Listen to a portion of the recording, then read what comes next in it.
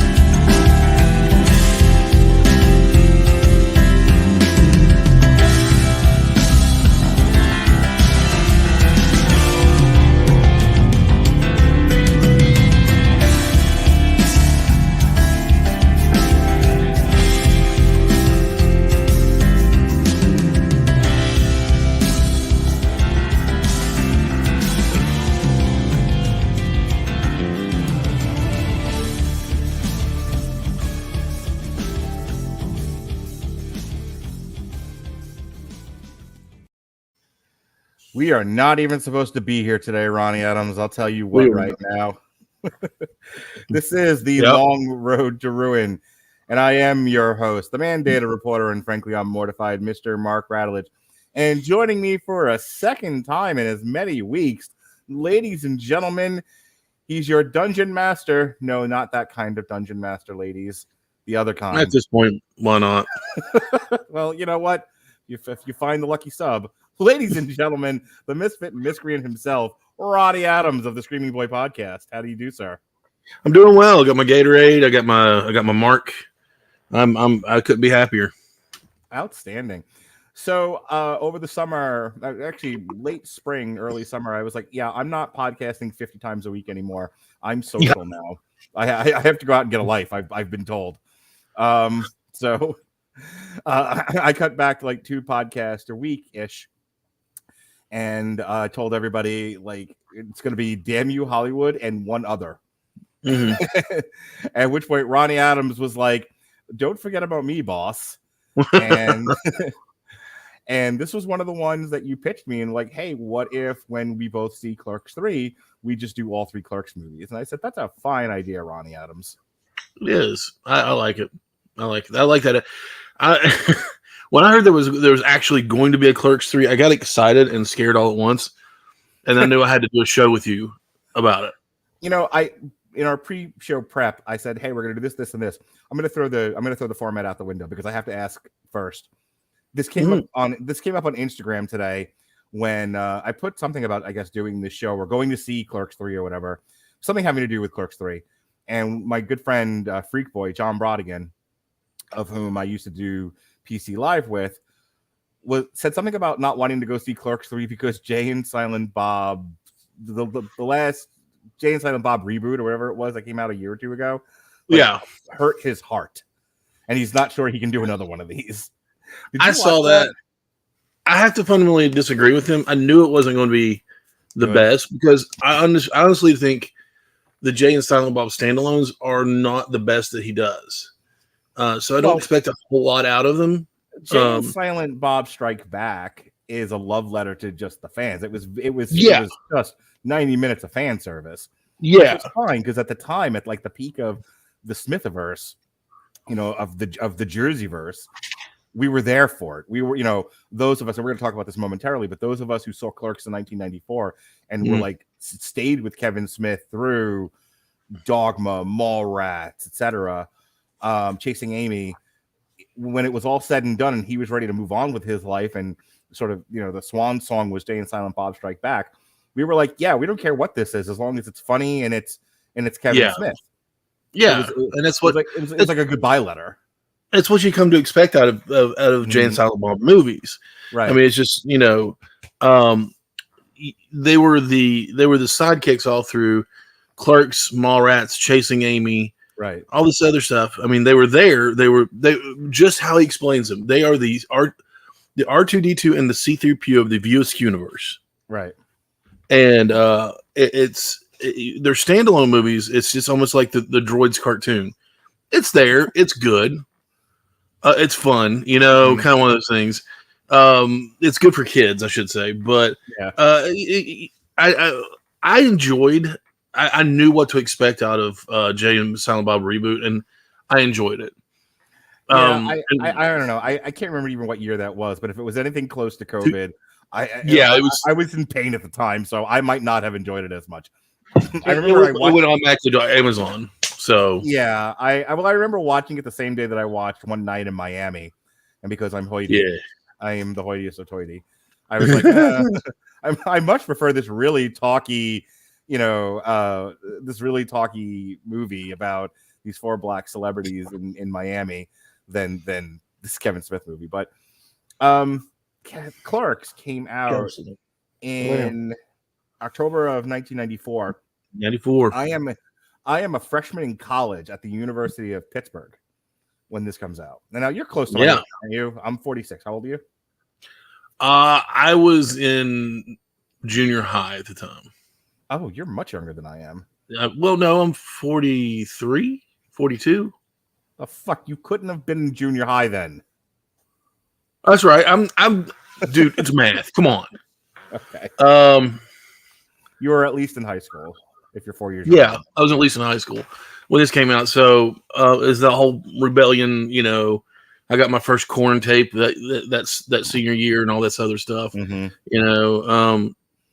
And it wasn't the actual tape. It was a recorded tape. Somebody had recorded it for me. This is dubbed it. Yeah. So there was an independent movie theater down the block from my dorm at the University of Pittsburgh. And I don't even remember. Like, I was a big film nerd at that point. I was just recently telling somebody about this. The last part of high school and all throughout college and then later in grad school, I was huge into film. The snootier, the better, but also Flesh Gordon.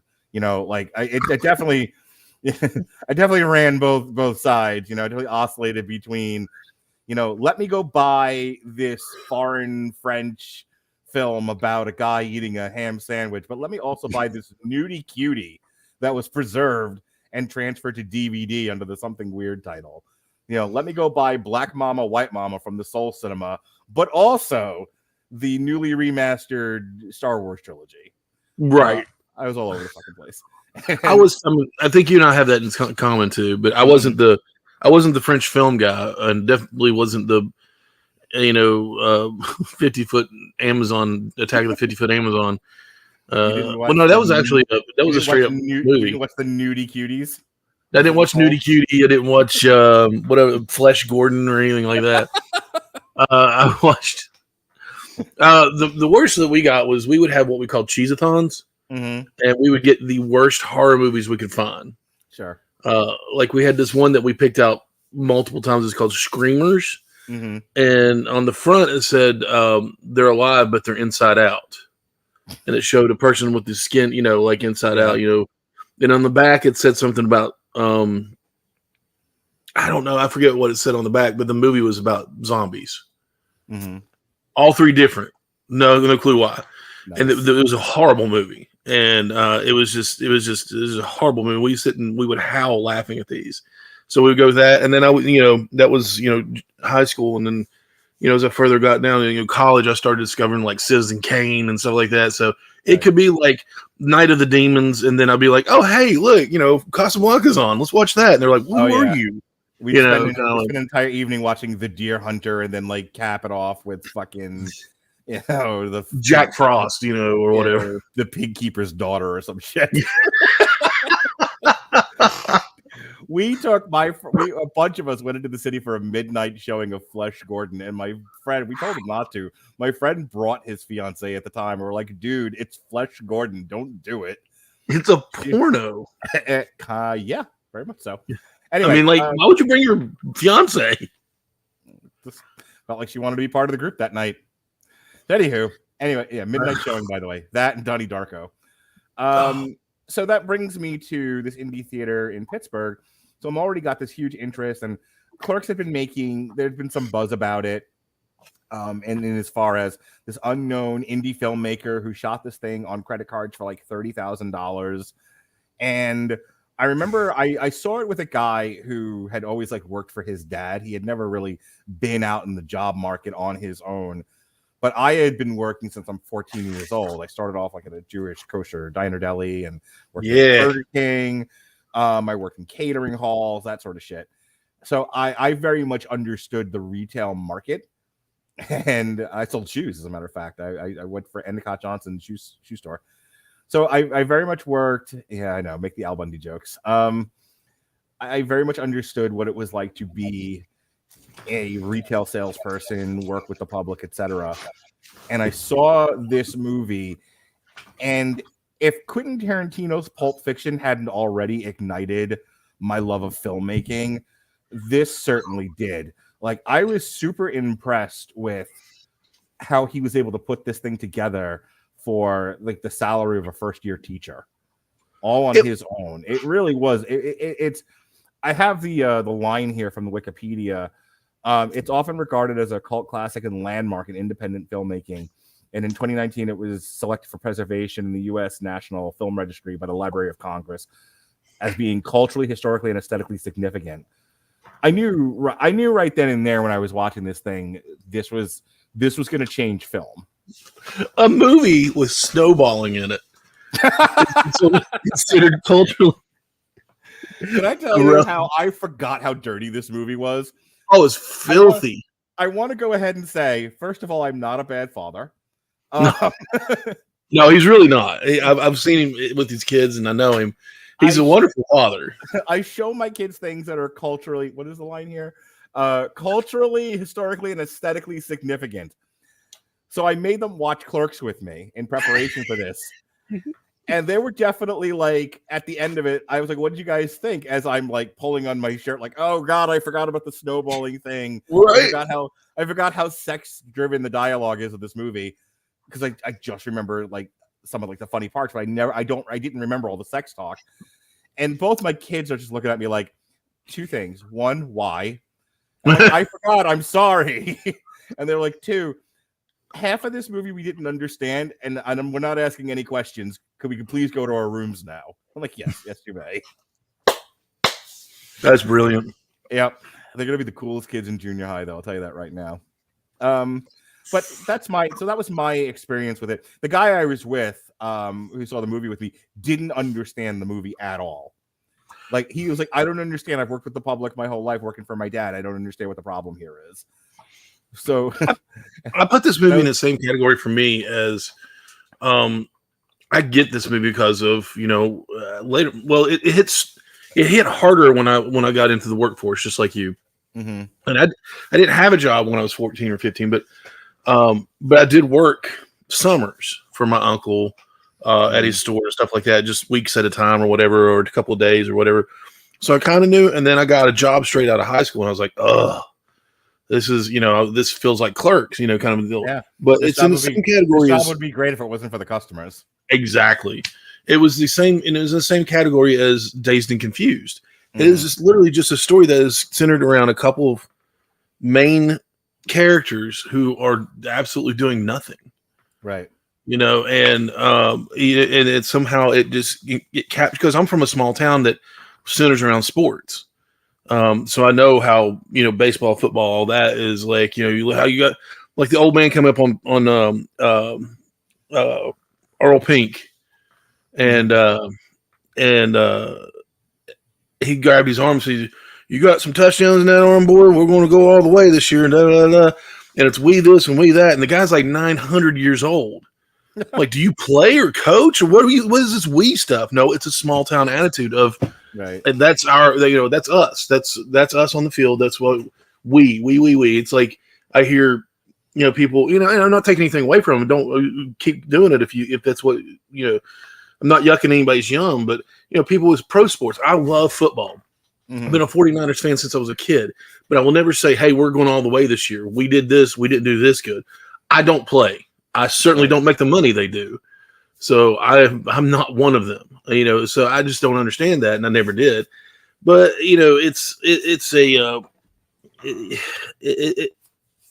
small town Jersey, small town, and wherever that was, I can't remember offhand. On Dazed and Confused, but I grew up in a small town, and it's what you did. I mean, you hung out at the convenience store or whatever, and tried to make the best of it. What Clerks is one of these like slice of life movies. It's like, here's my, and Kevin Smith talked about that. So part of the reason why Ronnie and I are doing this tonight is both of us went to the Clerks 3 showing with Q&A by Kevin Smith. And so you got to see him? Yeah, I did. And Kevin Smith talked about how Clerks is very much like he worked while he shot the movie, which I didn't realize. Like he was working in the convenience store, in the quick stop. And they would shoot scenes at night when the store was closed, or they would shoot stuff when the store was slow. They would, they'd close everything off, and like he would literally set up a shot. A customer would come in, he'd have to deal with the customer. They would leave, they would go back to shooting. But absolutely. Like if you, at the time, especially if you have like a love for like guerrilla filmmaking, and just kind of running around with a camera, making your dreams this is the epitome of it. Yeah, this really is. This is a guy. This is the American dream right here. This is a guy who pulled what little resources he had and made a thing happen. He had a perspective. He had a vision for what it was. He had a story he needed to tell, and he went out there and told it. And to me, there's almost nothing more beautiful than that. There's nothing more American than that, in my opinion. So people may have their issues with the movie Clerks, but I'll always love it for that reason. I say this to Robert all the time on Damn You Hollywood. We talked about this last year with Halloween Kills and a little bit this year. So I don't really care what the perspective is. I'm just glad there is one. I just want to see passion in the filmmaker, and I want to see it on screen. I don't necessarily have to relate to it or care about it, but I'm moved by your passion, by your needing to tell the story and get this out of you. So with that said, before we jump into fully talking about Clerks, just real quick, the View Askewniverse, there's the 3 Clerks movies, Jay and Silent Bob, Dogma, Mallrats, Chasing Amy. Am I missing one? Well, it's all pretty much the View Askewniverse, even his more serious ones. But I'm thinking, I'm trying to figure out which one. Yeah, I feel like I got them. I think you got them all. It always feels like there's one more, but I think you got them all. Hang on.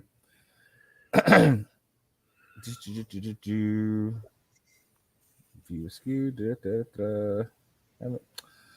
Wikipedia. There we go. Kevin Smith filmography. Here we go. Yeah, Clerks, Mallrats, Chasing Amy, Dogma, Jane, Silent Bob, Strike Back, and then Clerks 2. And then Jane, Silent Bob reboot, and then Clerks 3. But I mean, as far as that time period goes, it goes from 1994 to 2001's Jane, Silent Bob, Strike Back. Before then, he goes to Jersey Girl, and never makes a good movie again. No, let's talk about Red State before you do that. I haven't seen Red State. There was a big conversation about that. Apparently, people love it. But that's what I wanted to ask you. So my favorite Kevin Smith movie is probably Dogma. Not one we've talked about on the Radulich Broadcasting Network. When the opportunity came to talk about a Kevin Smith movie, we took a hard ride at Albuquerque and did Zach and Miri make a porno. Why? Because that was Sean's pick. I mean, it's a very me thing to do. Like, hey, all these movies, I'll do the one where they talk about porn. He wanted to do it for an on trial, so we did. What's your favorite? But as far as like what am I passionate about? What is my favorite one? Probably Dogma. Of the View Askewniverse, I think it's the most mature of his movies. I think it's the one that has the most coherent perspective.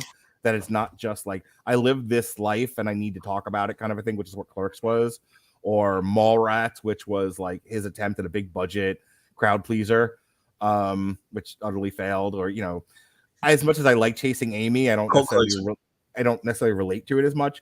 Dogma was something like that while it treated it in a silly way, I like the fact that it asked questions about religion, about the marketing of religion, zealotry, and all of that.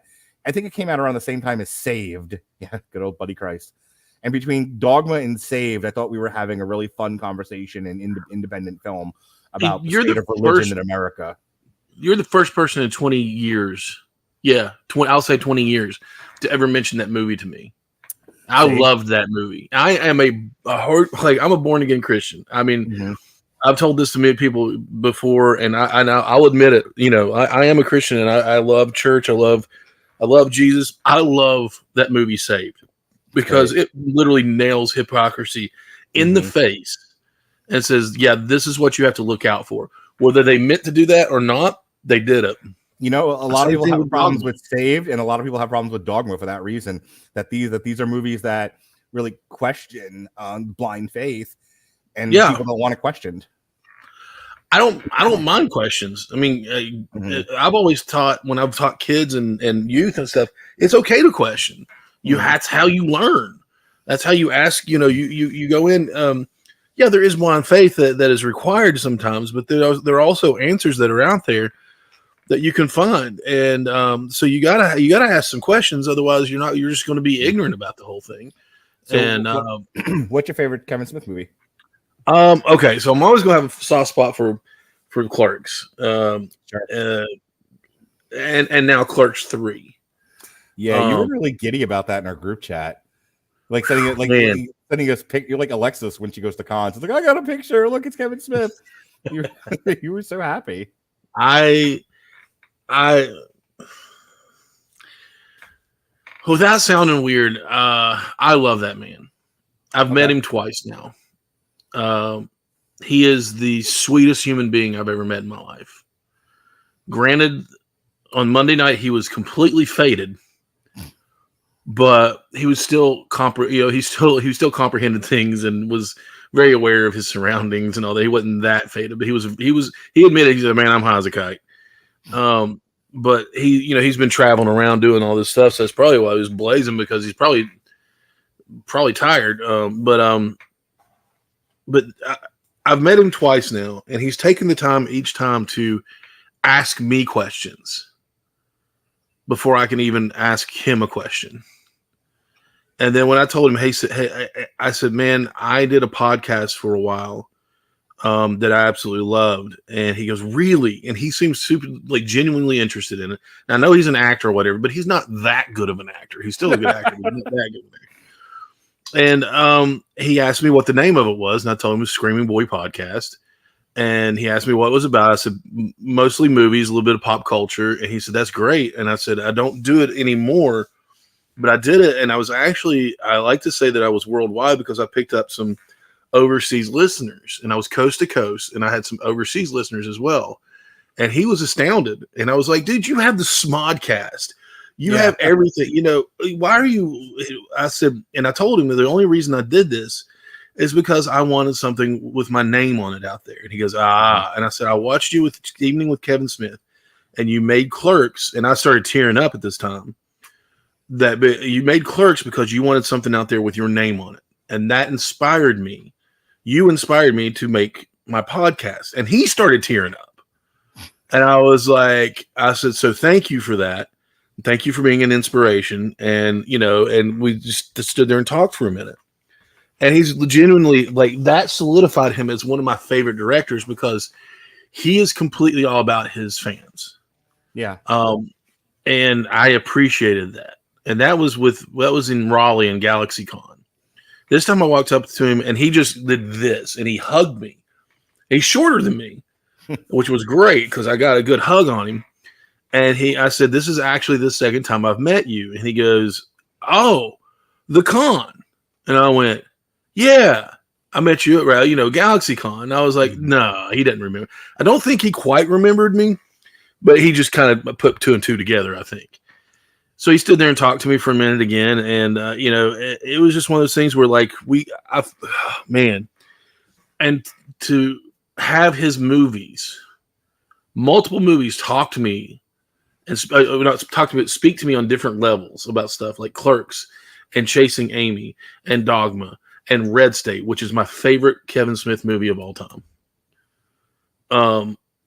Red State is very much his but his success in horror. Mm-hmm. Tusk being his attempt. I still love Tusk, but it's no Red State. Outside the View universe, Red State is to answer your question in a long roundabout way is my favorite Kevin Smith movie because it's almost perfect as far as being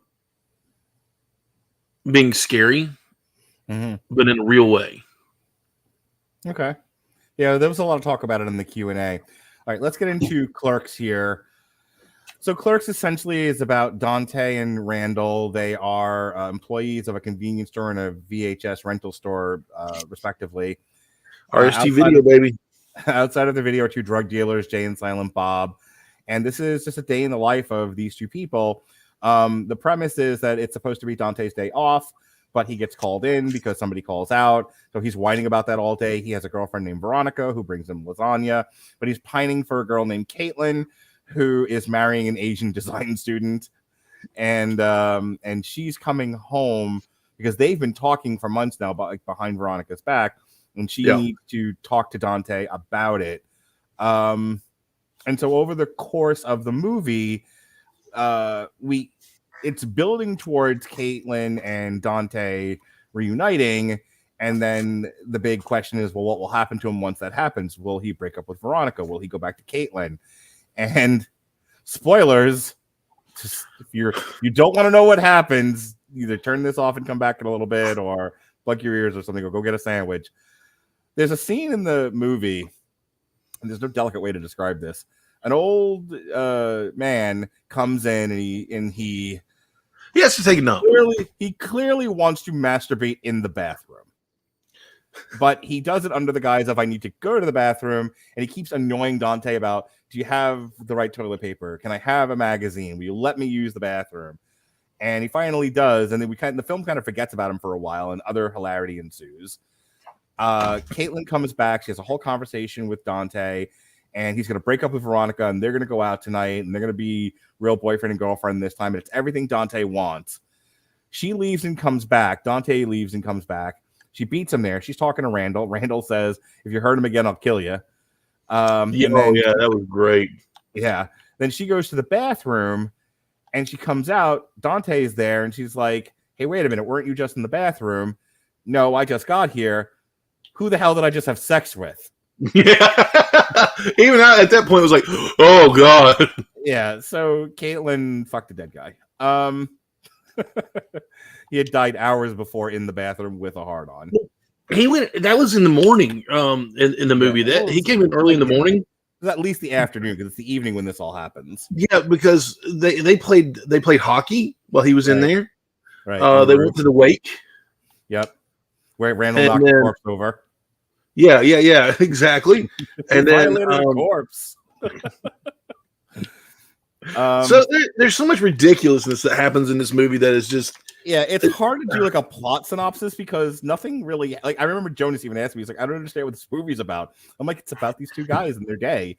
So there's and this is very Kevin Smith and Quentin Tarantino, very, very much of that era of filmmaking, where there's so much emphasis on just talky dialogue. Yeah. What do you mean by talky dialogue? I mean, we've been talking for almost a half an hour now, and it's been about this, but there's been definitely times like on the podcast where we'll just be, debating the merits of, this is a great example of this, probably the best example I have.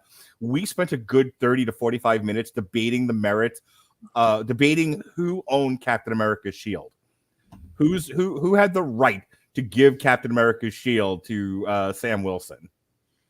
Oh, have you not heard our infamous fucking 3-hour-long review of Falcon and the Winter Soldier? I haven't. I don't know why. I should have. Alexis almost quit podcasting. It was me, David, Alexis, Robert Winfrey, and David Wright. And the four guys got into the neck-beardiest conversation over, I can't remember what the phrase is, but basically like who had the rights to the shield. Was it Captain America's to give away? Did it belong to the government? Something like when you, I think I had like compared it to when you're discharged from the military. Are the guns yours, or do you have to give them back to the government? That kind of a thing. You have to give them back. Yeah, well, Alexis fucking nearly walked off the podcast. It was that bad, but That's like amazing. it's that kind of like who owns Captain America's shield.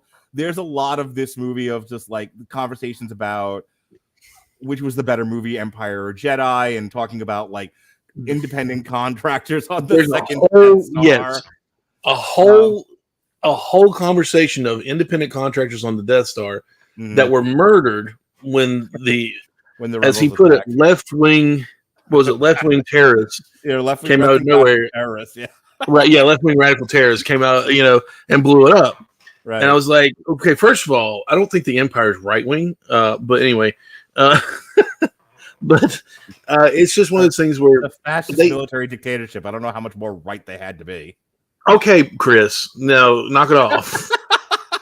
Chris would be my father, for those that don't know. And if you want to know why he said that, go check out my TikTok. Please go check out the TikTok and then come back and agree with me. But I had these conversations with my friends. Yeah, I remember having that contractors, but of innocent people on the Death Star. Yeah, having that in junior high, or high school before even seeing this movie. And so, were they married? Were their parents or loved ones on there? What's going on with that? There's millions of people on the Death Star, and everybody's like, "Yeah, we killed them all. Screw them," It was like I remember having these conversations, right. and then the whole thing where he dunks the chip in the salsa, and he goes, yeah, and it was a whole scene of him doing. Salsa shark. Right. It's like there's so much sex talk in this movie. So like one of the opening bits of dialogue is Dante and Veronica having a conversation about sex, and Dante talking about like he slept with 12 different women. She's only slept with 3, but she sucked 36 dicks. Yeah, she said she had oral sex with 37, including him. Right. I'm 37, and then she's walking out away to the parking lot. Yeah. As she's walking out, he's going out. He goes, he's like, "Hey, is everything okay?" Like this random guy standing. He goes, "My girlfriend, it's like 36 dicks." And he goes, "In a row?" The guy like follows her to the car. He's like, "Hey, get back here." Try not to, and then he goes, "Hey, get back here." I love it. I mean, it's just right. It's the conversation smart, about snowballing, yeah, all of that, and because it's just like again when you're a young man. Like as you were saying, I had those conversations with my friends. I've had those conversations with girls about like what we've done, what they've done, etc. This felt it's like taken from you, maybe exaggerated in a bit. Yes, taken from anybody's general walk of life. Then you intersperse that with the commentary on customer service. So there's the weirdo customers that come in. There's the guidance counselor who's like fucking with the eggs. You have the one woman who's looking for like a bottle of milk with the oldest date on it or whatever. Milkmaid, yeah. You have the gum salesman who's doing a presentation in the store about cigarettes, and he's like, cigarettes are cancer merchant. People are like chucking cigarettes at Dante. That's my favorite. I always notice I'm weird because I notice product placement a lot in movies. Yeah, and they didn't really do product placement, but they used what they had. And I always said they always go and go a pack of cigarettes, and he'd always hand it looked like a different brand every single time. Whether it be someone would say pack of cigarettes and then never what brand it was, as if there aren't 500 different million of them. Right, and he would just reach up and grab one blindly and throw it down there, like a red one, a white one.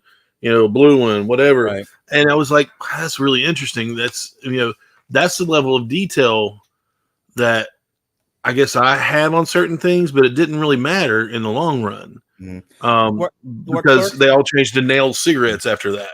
If you can get past the sex talk and the funny everyday friend talk and the silly things that happen in the movie, what Clerks is really about is how to handle one's station in life. When you're it's somewhat about friendship, and certainly the later ones definitely focus on the friendship between Dante and Randal. But this first movie was about what do you do when you're complacent? How does that complacency affect you? And then what do you do to change it? Can you change it? Can you change your station in life? And there's definitely the perspective, and Kevin Smith's perspective, the movie's perspective seems to be that with just a little bit of effort and stick-to-itiveness and maybe a positive outlook, you don't have to play the hand you're dealt. You can change your station in life. You can do something different. That is really the battle that Dante has in the movie. And it's very easy to dismiss all of that because everyone focuses on the funny stuff, the snowball and Star Wars, the this, the that. But I think if you look at it critically and you're like, well, what are the themes of this? What makes this worth talking about?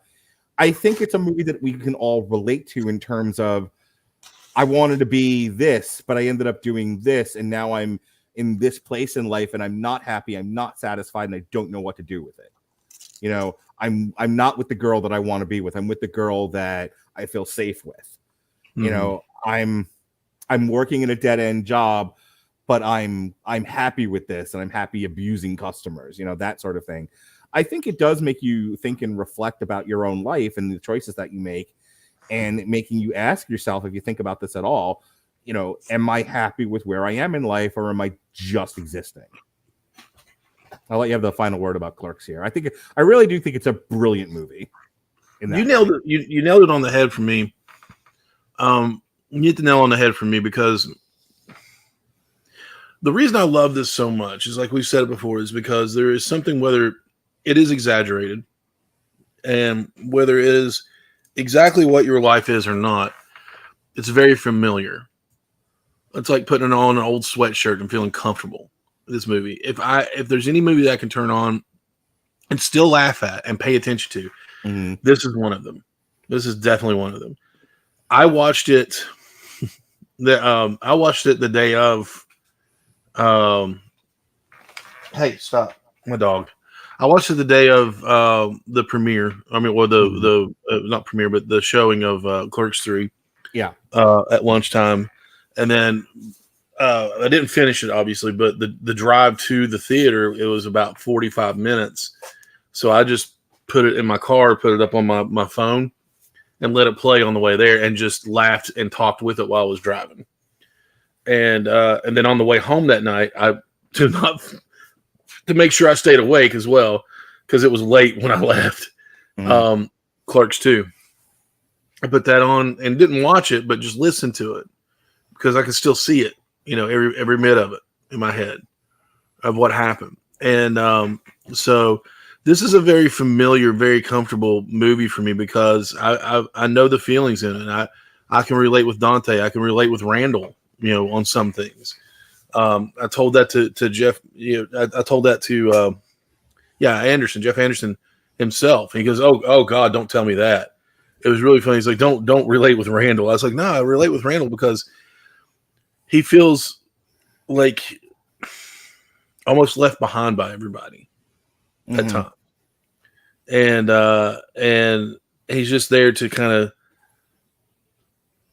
boost everybody else up through friendship." And he knows that's his role. So he slides into that role very easily until he finally breaks and says, "You know what? Screw you. You're selfish." And and then finally he gets to be that selfish. We'll talk about it. But I that's why I love this movie, is just because I can relate to it on multiple levels. And it's funny. Yeah. It's one of the funniest movies ever. Like I said, between this and Pulp Fiction, my view of film changed completely. It really changed. It changed my life in a lot of ways. It made me look at things differently. Made me look at what you can do if you do the hard work, stand up in the face of adversity, and don't let the failures bring you down. Like I said, Quentin Tarantino's Pulp Fiction and Kevin Smiths Clerks are monumental movies of the 90s. Just fantastic. Whether you like them personally or not. Yeah. He literally said, "I don't care if this fails or not. It's going to be something with my name on it." Yep. He said in a Q&A in Raleigh that he and his buddy at the time had a race before he started making this to see who could open as many credit cards as they could. He won with 12. He had 12 credit cards, and he maxed 12 credit cards out, I think it was. He said he closed a few of them, but he maxed all his credit cards out. And sold his comic book collection. Yeah. to make this one movie. And it became so successful, paid all his debt off, and he bought his comic books back. I jumped in the wiki to Clerks 2, but real quick, so it was made on a budget of almost $30,000. It's made $4.4 million. Outside of horror movies, I can't think of like another movie that's that successful in terms of its budget versus its box office. Yeah, that's pretty monumental in terms of film history, box office. So let's move on to Clerks 2, unless you have anything else you want to say about the original. I'm good on that one. Clerks 2 came out in 2006, July of 2006, and it's 10 years after the events of the first film. It opens with a quick stop burning down. That broke my heart.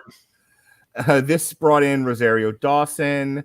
It brings back the original cast and adds a few others.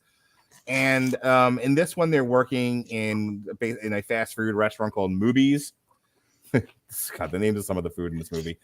And Mewes is amazing. It almost entirely takes place in the fast food restaurant. In this one, the setup is it's the last day. I learned this in screenwriting class. You're in terms of your film structure, in terms of how you're going to set up your screenplay, what makes today different than any other day? And so the answer to that question for Clerks 2 is it's Dante's last day at the fast food restaurant. Mm-hmm. He is engaged to, I believe, Kevin Smith's wife plays the character. Yes, he's engaged to Jennifer or whatever Smith. Yeah. I can't say her last name or maiden name. So he's married to this gal, and they are packed up and moving to Florida, and this is the last day before he leaves. Over the course of the movie, leaving alone all the stuff with Randal and the Elias character and all the nonsense that happens. As an aside, did not show this one to my kids. I remembered the Donkey Show. So yeah, no kids did not watch Clerks 2. They are 8 and 11 and did not need to know that some people have sex with donkeys. Yes. But thank you. Let there be some innocence. That's all I'm saying. Some innocence that would destroy everything. Yeah. People, so anyway, I watched that one on my own. And Dominic. So over the course of the movie, you learn that Dante and the Rosario Dawson character have feelings for each other that have been unrequited, and she's actually finds out that she's pregnant, and it's Dante's, which he finds out in the third act of the film amidst the Donkey Show. Throughout the movie, there's always the question of, is Dante moving to Florida to run his future father-in-law's car wash because that's what he wants? Does he want this life, or is he doing what he thinks is expected of him?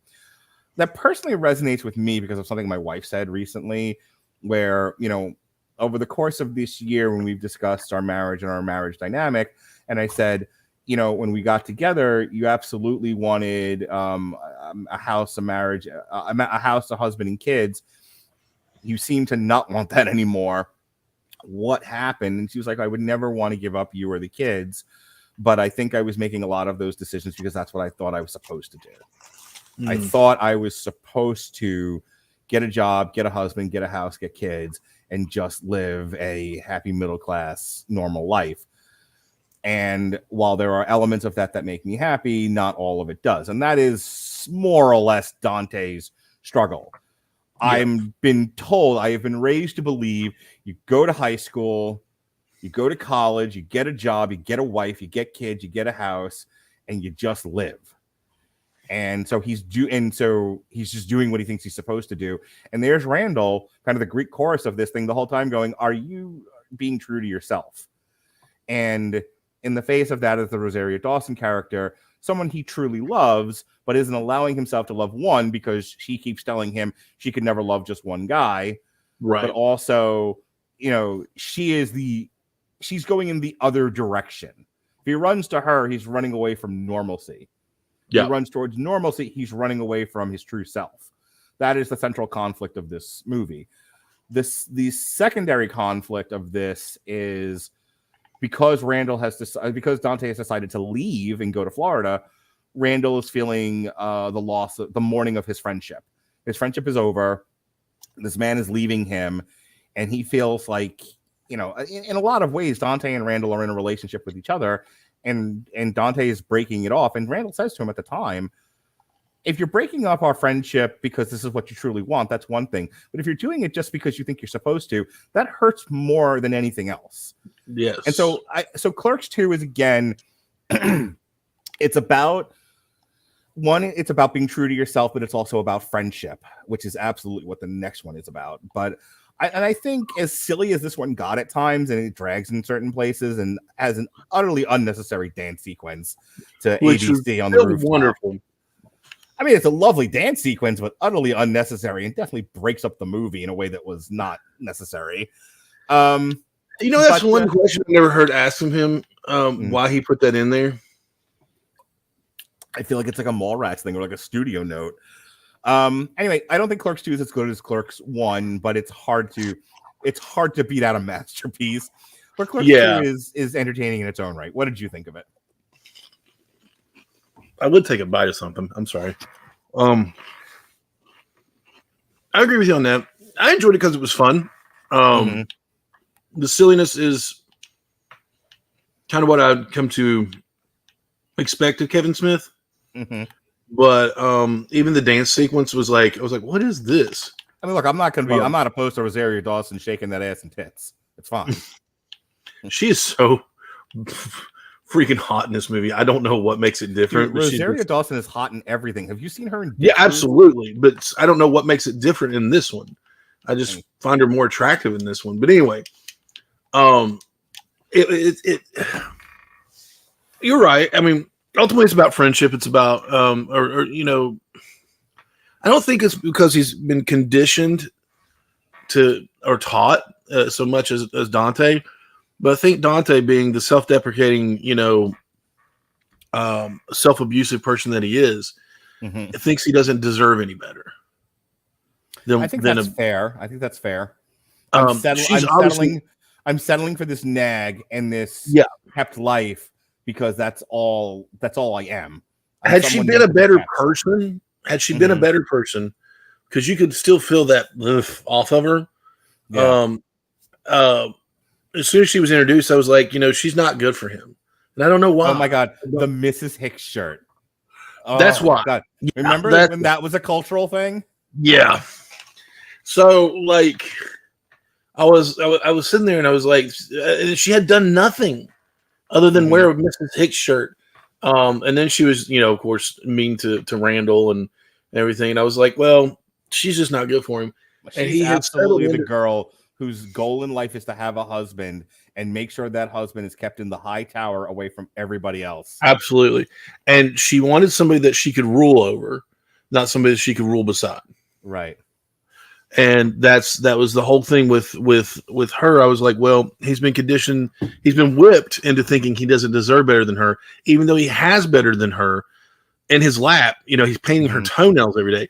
And I was like, oh my gosh, he's painting her nails just like he used to do with Veronica, who he was actually legitimately in love with. And so there were just little things like that you could pick up on that I absolutely adored about it. Was it as good as the first one? No, absolutely not. But still great in my opinion. Even the dance scene.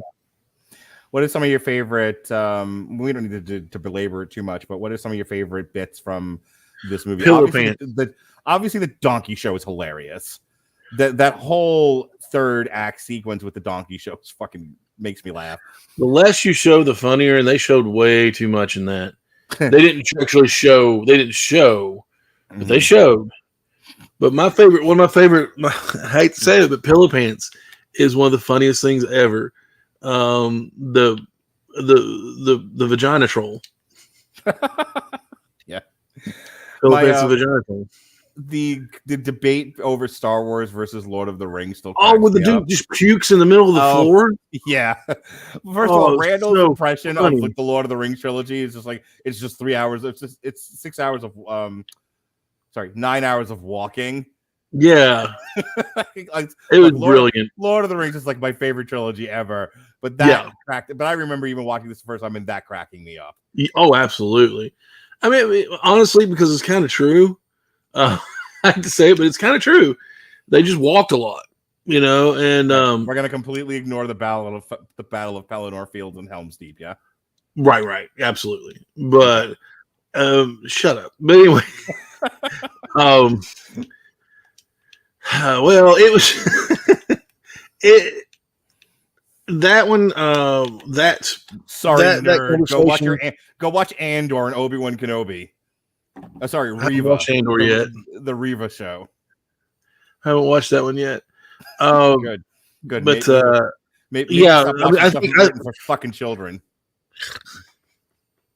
There's this whole other sequence that I'm remiss. I don't want to say it, but if you watch the movie, you'll be like, oh, that's why he doesn't want to say it. Where Randal decides to take back. Oh, the porch monkey bit. Oh, no, hilarious. What? I remember laughing like this. Can I tell you how often I've used the "I'm taking it back" phrase because of that? Oh, I know you have. You've used it with me. I've said some shit on this show, on my podcast over the years. I'm taking it back. Yeah, and it's like, you can't say that. I'm like, no, I'm taking it fucking back, man. I'm taking it back. And he wrote it in masking tape on his back for life. Oh, that whole sequence was great. And then Wanda Sykes and her husband in it, or they're playing husband and wife. Well, he's like, you can't taste racism in food. And she's like, put the food down. Right. I was losing it because the guy was like, yeah, you're an idiot, but I'm gonna eat free food today. Yeah, it's that whole really funny thing. Bit. What? It's a funny bit. The last thing I'm going to say, and then I'll give you the last word on this, and we'll move on. The conversation in the jail cell about, oh my God, you never shut up. All you do is talk. You never have any answers to anything. What would you do if you were me? And Randall's like, I'd open the Quick Stop, you fucking asshole.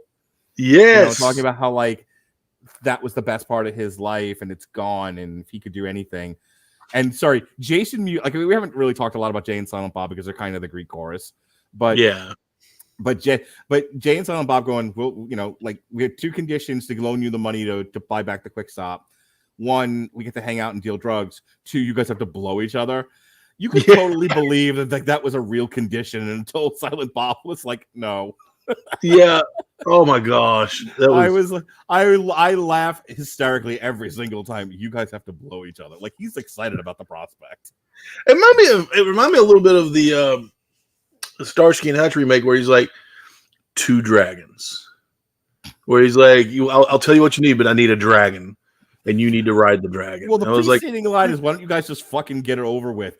I think the whole audience felt that. It's almost better dealt with in Chasing Amy, but that whole idea of like two guys being so close, they could be in a relationship with one another. It's like, it's everything but physical romance. Like this, my God, the sexual tension between Randal and Dante. Woo-wee.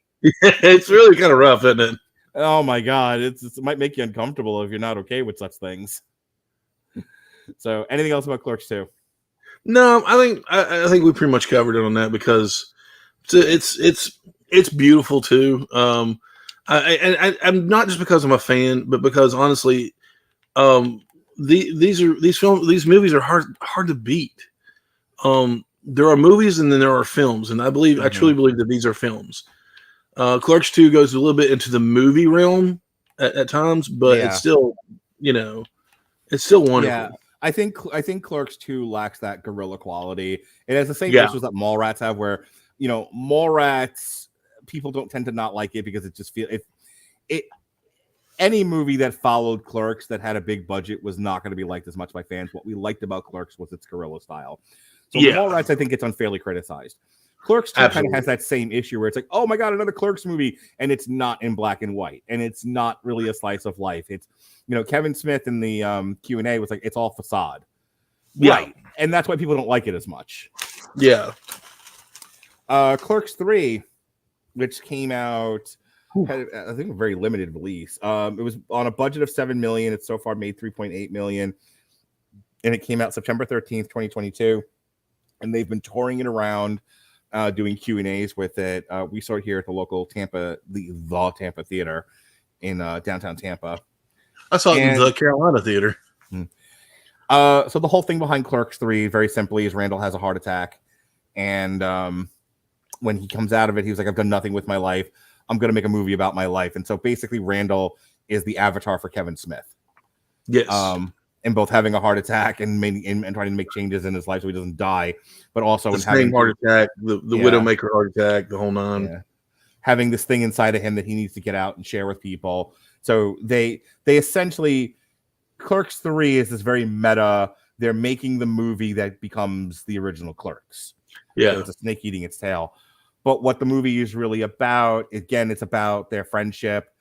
And towards the end of the movie, Dante's going off on Randal, who's become kind of just impossible to deal with during the filming of this thing. Like he gets very fucking like Scorsese about it. just unbearable. And so Dante goes off on him and has a heart attack. And in having the heart attack, Randal is forced to reflect on, once again, life without Dante. He's had Dante this entire time. Dante's on his deathbed, and Randal thinks back to everything that Dante said about him and about his selfishness and self-centeredness.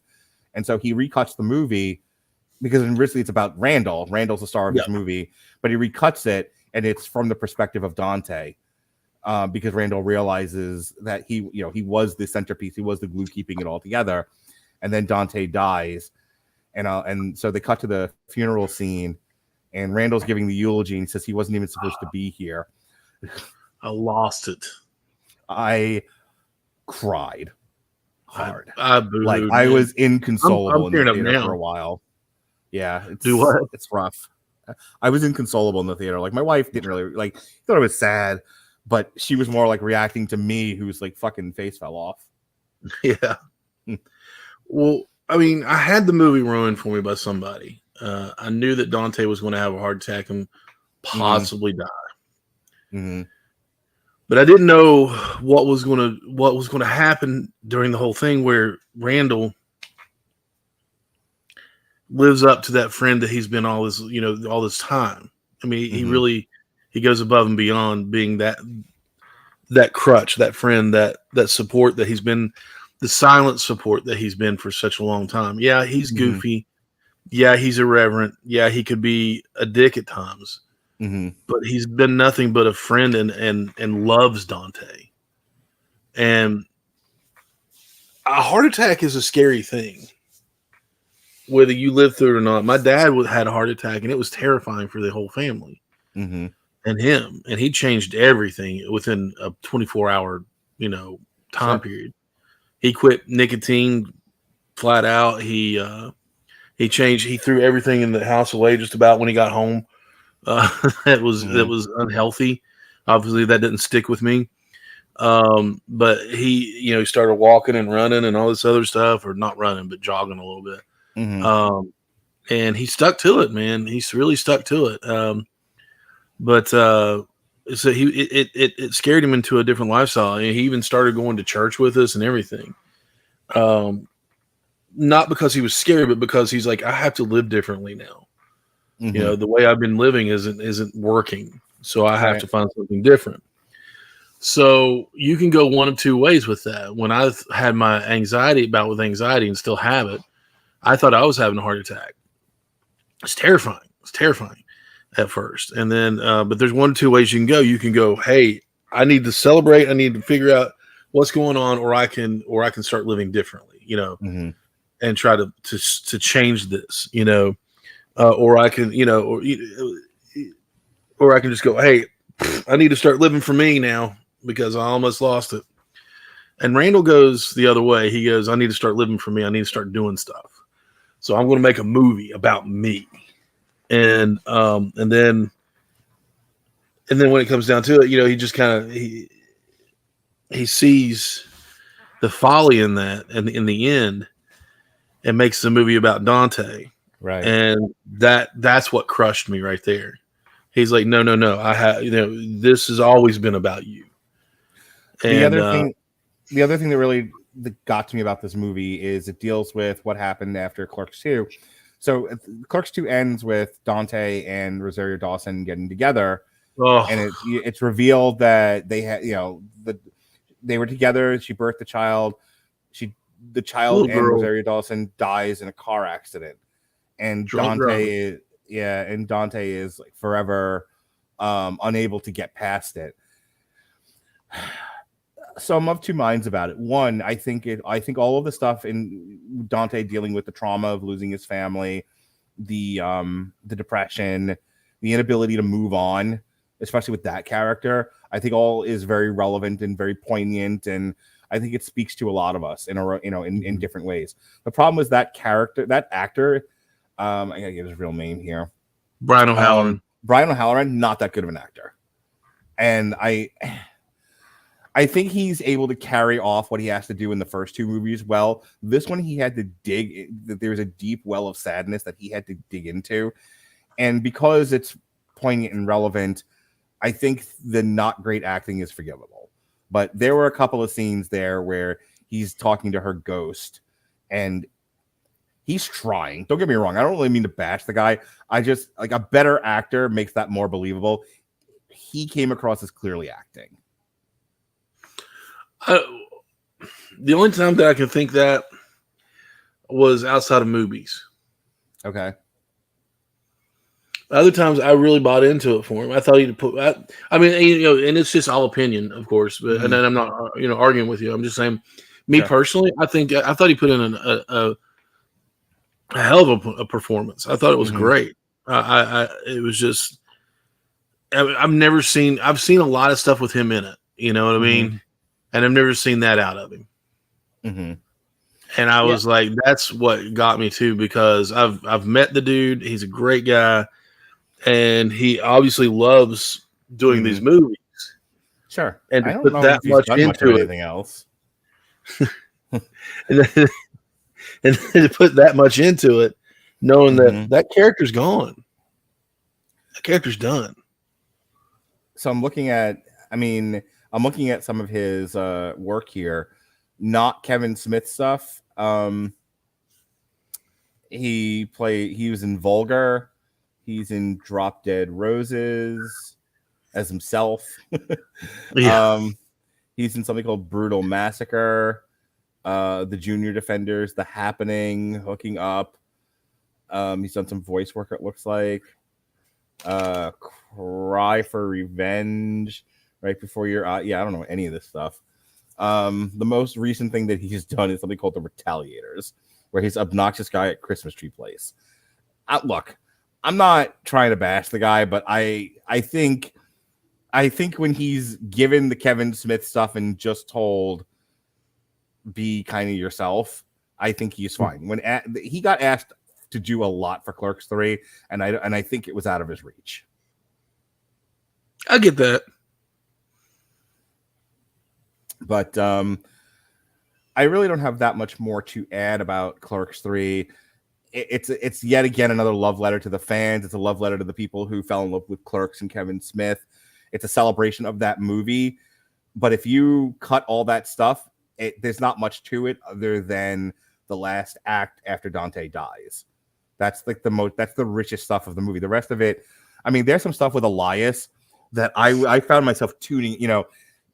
I put up a TikTok earlier of the text is always my brain when, and then whatever the situation is, and it's Homer going da da da da da da da da. Yeah.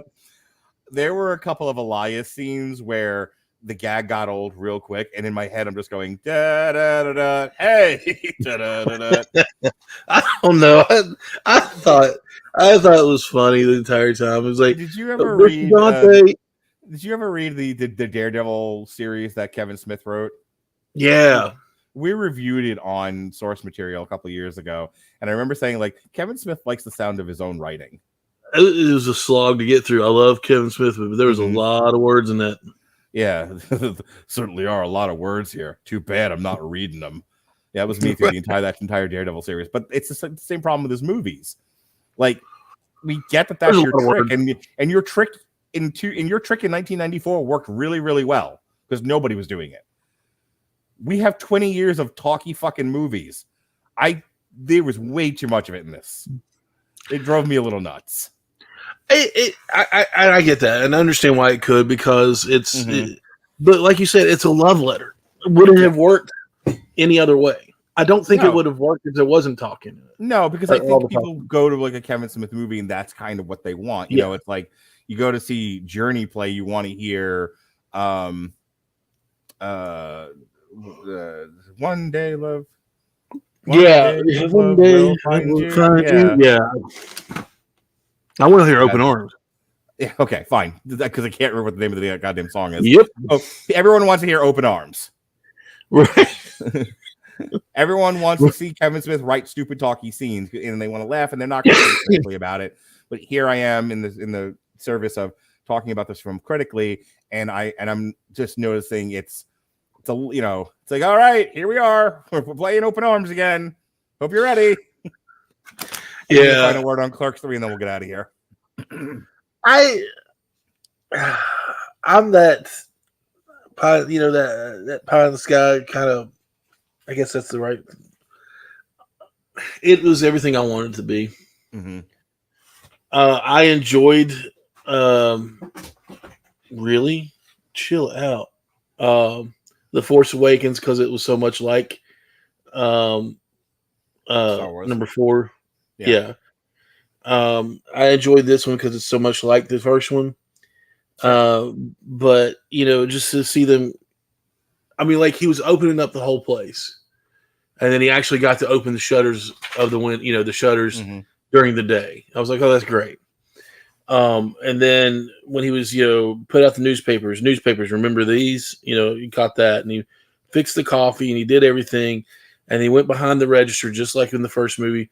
But then he put his hand on Rosario Dawson's picture, the thing, the funeral bulletin, whatever it was, and that right there immediately broke me. I was like, oh god, I didn't know that was going to happen. Well, was that the sign out front that says, "I assure you we're in mourning"? Yeah. No, that was when he died. Yeah. Oh yeah, I'm sorry. Yeah. That was that one got me too. But he did everything exactly the same, and then that one instant, with that one moment where he touched her picture, and then he just put his head on the counter. I was like, oh. It's for a different reason now. Yeah. His life isn't bad. It's because of the Quick Stop. His life is actually good because he owns the Quick Stop. It's because he lost his, as he put it, his happy ending. Yeah, lost the love of his life. Yeah, and I was just sitting there, and I was like, well, buckle in, Ronnie. There's some tears going to start coming. And, it hit those moments for me of tears, of laughter, of reminiscence, and that's why I liked it. When Veronica showed up, she just looks at him and goes, "Want a screw?" And I was like, "What?" Yeah, that's about like them. And then all of a sudden, the vehicle's rocking back and forth, and they're all like, "Oh yeah, Dante." And it was just it was just good to see the little things like that back, where that made it familiar again, made it comfortable again, and then it made me uncomfortable with making me sad. Yeah, through the whole thing. And then there was a glimmer of hope at the end, where he was like, "Hey, remember what I said in Randal said, remember what I said a long time ago?" But it was in Clerks 2. He goes, "When Dante's out of here, you're my new best friend. Who else am I going to hang out with?" And he put his arm around Elias, and Elias then owned, because of his NFTs, his Buddy Christ kites. He owned half of the Quick Stop with him. And I was like, man, it's just so cool, because there it is. There's your, I doubt there'll ever be a Clerks 4, but it keeps going. I hope not. What else? Let me just say this, and then we'll close up here. Knowing when to say when, I think, is a lost art in film. Yeah, I think he knows when to say when on this. I hope so. Like, it ended perfectly. Please don't do this anymore. I mean, we know it's carried on through Elias and Randal. Yeah. Randal has somebody now. He's not alone. And the Quick Stop lives on. And the RST THC shop lives on. Yeah, we don't need more. That's where Jay and Silent Bob now work or own the RST THC. They still deal outside the store. And did you ever? It took me a second to realize what it was, but the videotape box, that's what they stored their joints in. Yep. And they popped it open and they would give, yeah, it was really cool. But it was just one of those, for me, like I said, it was like, at first it was like putting on that sweatshirt and getting comfortable. And then all of a sudden it's like, oh, there's a giant tear in it around my heart. Aw. Aw, Ronnie Adams. But it was good. It was like, I couldn't have asked for anything more out of it as a fan. Yeah. Well, folks, that is our Long Road to Ruin on Clerks. I think you've been on more Long Road to Ruins than Sean has this year, which is really funny to me. By the way, speaking of reminiscent and everything, the music you picked out, plus all the art that is, that has come in the past, that kind of hits me right here, in the field. I was like, I don't you did a good job on that. I don't necessarily always enjoy doing Long Road to Ruin just because it's a lot of prep beforehand, as far as watching a lot of movies in order to talk about it. Not that I don't like the discussions. It's just it's a lot easier to do one movie than it is to do three. But I always enjoy watching the intro with the music and kind of going back through as I go back and I listen and I put up the old shows into the archive and I go back and I listen to them and I look at Ben's art. I get a little misty-eyed myself, but tomorrow, moving onward and upward, we're going to be doing two shows. One with an old boss of mine, Adrienne Wagner. She's going to come on. We're going to talk Michael Pollan's How to Change Your Mind. That'll be the second Michael Pollan documentary that we've talked about. And then when I get back tomorrow night at 10 o'clock p.m., Pat Mullen and I will be doing an on trial for They Live. It'll be the 34th anniversary of that movie. Oh, yeah. Starring Roddy Piper. So that's going to be fun. This Saturday, we've got a re-airing of our Damn You Hollywood for Avengers Age of Ultron. And then on the 6th, blowing the dust off that one, Jesse Starcher will be putting out a Rise of the Black Panther source material in theory. Mm-hmm. And then Alexis Haina will be having people on to talk House of the Dragon, on the 8th, it's election day, so we'll be doing election coverage. And then speaking of three movies, we'll be doing a triple feature for Death Proof, Hobo with a Shotgun, and Planet Terror. That'll be myself and the Protocol son, Jason Teasley. And then Alexis Haina back and clean up again. She'll have some people on to talk Cabinet of Curiosities on Thursday, November 10th. So that's what's going on. Yesterday, we reviewed Pray for the Devil. It's a shit movie, but we had a fun conversation. And then we've got a whole bunch of Everyone Loves a Bad Guy throughout the month of October dealing with various elements of the horror genre. Check those out. Robert did a really good job with those. Sean Comer was on a bunch of them. Ben Cologne was on a bunch of them. So give them a listen. They're good stuff. Ronnie Adams, go ahead and do your plugs and let's take it home, baby doll. All right, my friend. Hey, I play Dungeons and Dragons.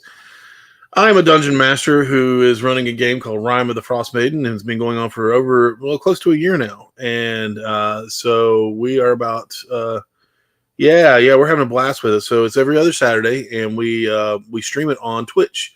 So if you go to twitch.tv/misfits and miscreants, that is misfits and miscreants, you'll be able to see that.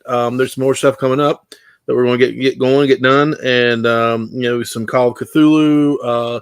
And some non-tabletop stuff that is going to be coming up too. Excuse me. And that's basically what I do right now.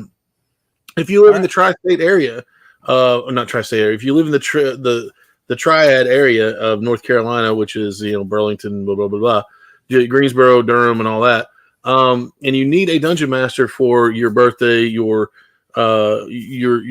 bachelor party, or your bar mitzvah, or whatever you want. Get a hold of me. I'll do it. I've got good rates, so give me a holler. Shameless self-plug there as well. If you give him $1, he'll make you holler and get paid to do the wild thing. All right.